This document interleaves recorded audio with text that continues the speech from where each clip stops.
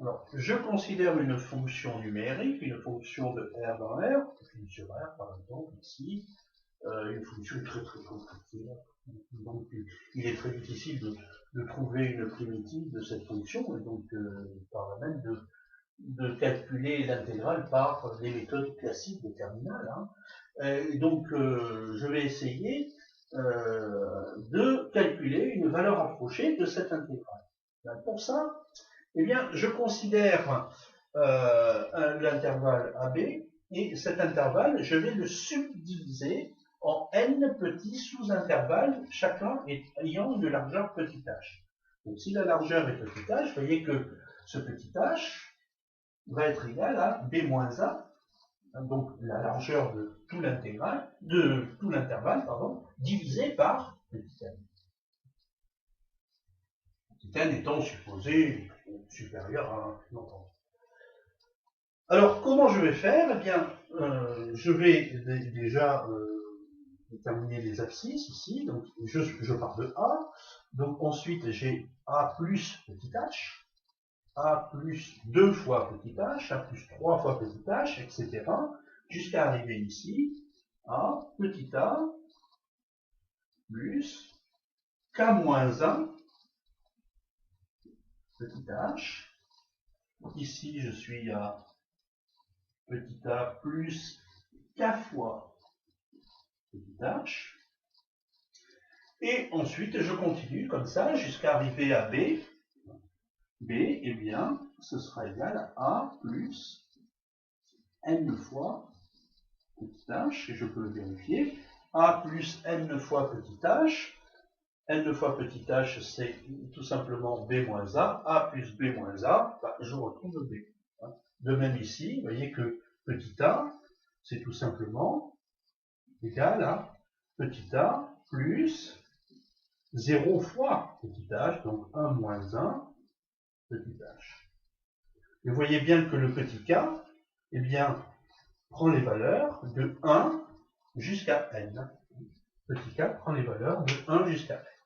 Autrement dit, mon intégrale ici, ça va être égal à la somme pour k allant de 1 jusqu'à n de tous ces facteurs, approximativement égal à 1 jusqu'à n de toutes ces zones. Hein, toutes ces zones, je ne parle pas d'air, hein. Bon, je vais simplement parler de zones ici, et zones donc qui peuvent être assimilées effectivement à un air lorsque la fonction est positive. Alors, vous voyez qu'ici, j'ai tout simplement f de a plus k moins 1 petit h, f de a plus k fois petit h, autrement dit, cet r ici, que je vais appeler a de k, eh bien, c'est égal à h multiplié par la moyenne de ces deux hauteurs, c'est-à-dire f de a plus k moins 1 h plus f de a plus petit h, le tout sur b. Par conséquent, l'intégrale recherchée, I égale à somme de A à B de tous les f de x de x, c'est approximativement égal à la somme pour k allant de 1 jusqu'à n de tous les a et x. Alors maintenant, nous allons voir comment programmer tout ça avec XCAS.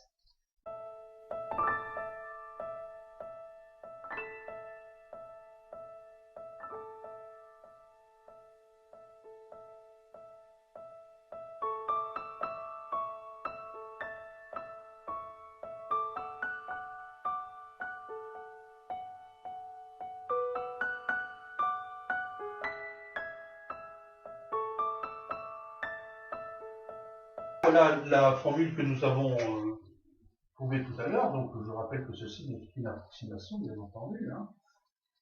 Eh bien, avec XCAS, qu'est-ce qu'on va faire? Il faut d'abord définir la fonction. Hein. Bon, alors la fonction précédente, on peut la définir tout simplement avec xclass. Hein, vous écrivez simplement f de x égale, bon, tout à l'heure on avait, donc c'était cosinus de x au carré multiplié par, alors c'était l'exponentielle de sinus de x, et tout ceci divisé par la racine carrée de 1 plus x au carré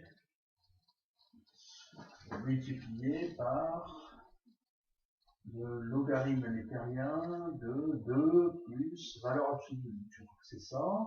Enfin bon, une fonction, hein, voilà, vous la définissez, voilà, ça peut être voilà, une façon de définir la fonction avec xclass. Ensuite, qu'est-ce qu'on veut? Eh bien, on va choisir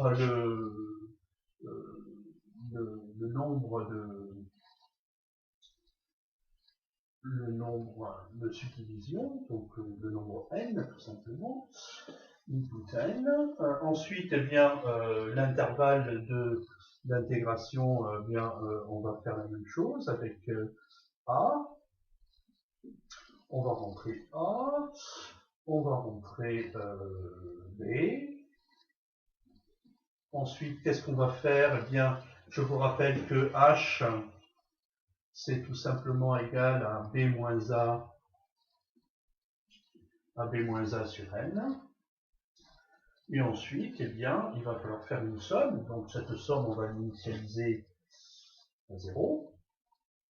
Voilà. Et là, on est parti. Donc on va faire for. Eh bien, on va partir de k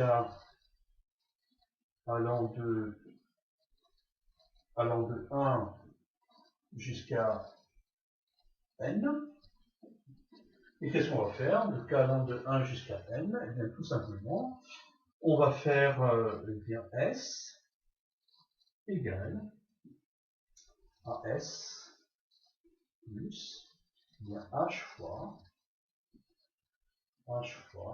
entre parenthèses, f de a plus k moins 1 h plus f de a plus kh, le tout divisé par tout simplement n fois, et il ne nous restera plus qu'à montrer, hein, donc display. Alors display, alors attention, hein, si je mets tout simplement display f, je vais avoir la formule, enfin je ne vais pas avoir un nombre sous forme décimale, bon, donc je vais me contenter de, voilà, ici, éval f. Alors, je veux avoir s, et puis par exemple, ben, je sais pas, 3, 4, chiffres après la calcul, hein, bon, ceci, et voilà, c'est terminé. Voilà le programme XCAS.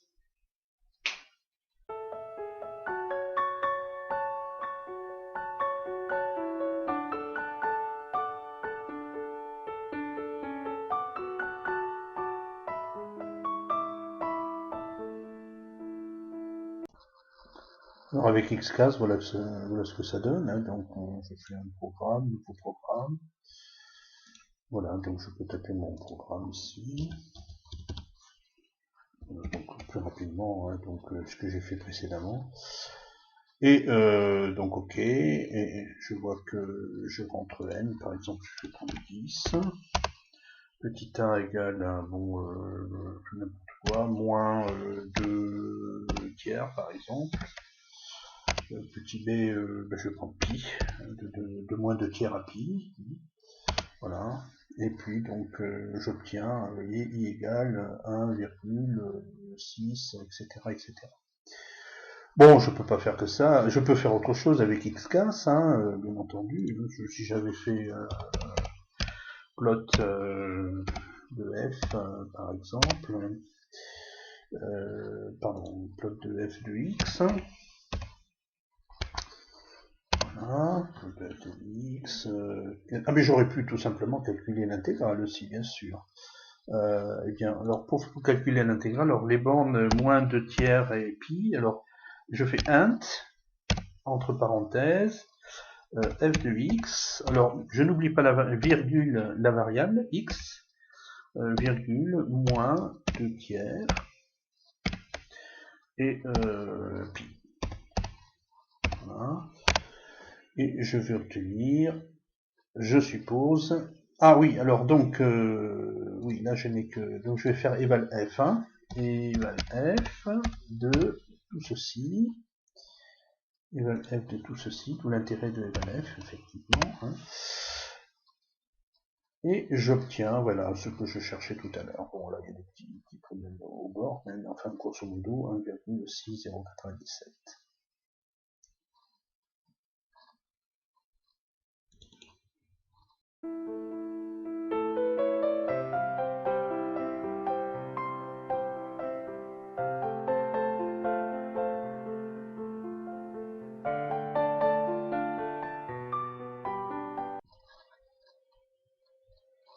Avec GeoGebra, rien de plus simple, hein, donc ma fonction, donc fonction, eh bien, voilà la fonction, donc x min, eh bien, moins 4 par exemple, entre moins 4 et 10. Voilà, là c'est ma fonction. Maintenant, je veux calculer cette intégrale, donc de moins 2 à pi. Donc pour ça, intégrale, donc fonction x min x max tout simplement. Donc la fonction, bien entendu, f, virgule, moins 2 tiers. Moins 2 tiers, virgule, pi. Voilà ce que ça donne. Donc, je peux assurer si je veux. Ça ne pose pas de problème. Opacité, style du trait, assuré. C'est joli. Alors, quelle est la valeur, hein? Je vais trouver 1,6, hein, on se souvient tout à l'heure, donc je vais voir ce que ça donne. Effectivement, 1,6097, c'est effectivement ce que j'ai trouvé avec ma fonction.